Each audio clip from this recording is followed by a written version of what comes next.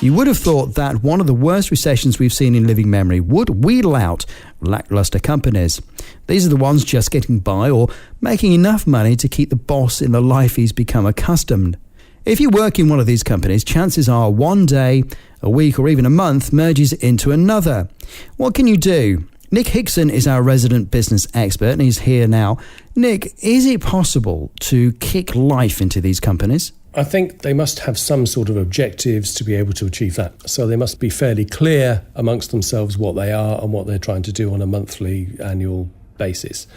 We did some work with a travel company recently, in actual fact, which has been quite revelatory. It's very interesting.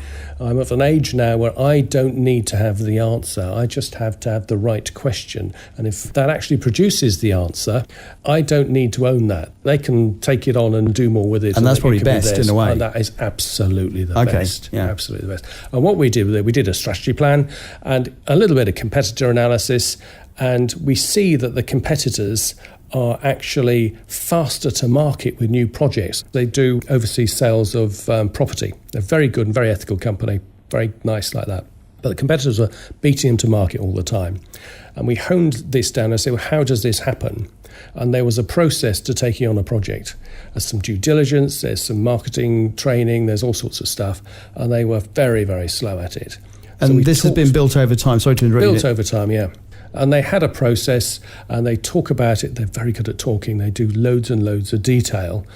And I got slightly arbitrary. Well, I got completely arbitrary. And I just said, you're going to take a project on within 3 weeks. And they were doing it in about 3 months.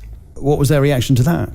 A slightly stunned rabbit in headlights look. And then it was, okay, we'll give it a go. And we did that around about May.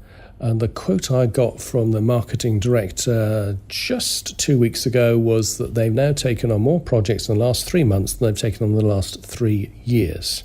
And because of that, their sales team are buzzing because they've got better stuff to sell. They're not trying to sell the remnants of some old thing that nobody else wants. They're obviously getting more sales.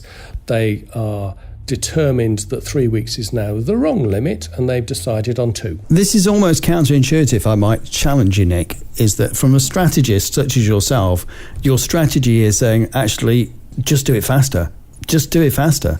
And that's work. So the months of strategizing and working out and time and motion and whatever they're doing, I'm not suggesting they would do time and motion, but months and months of work sort of chucked out the window and you say, right, just... Not entirely. I take your point. Not entirely. A strategy plan is the business's plan. It's not mine.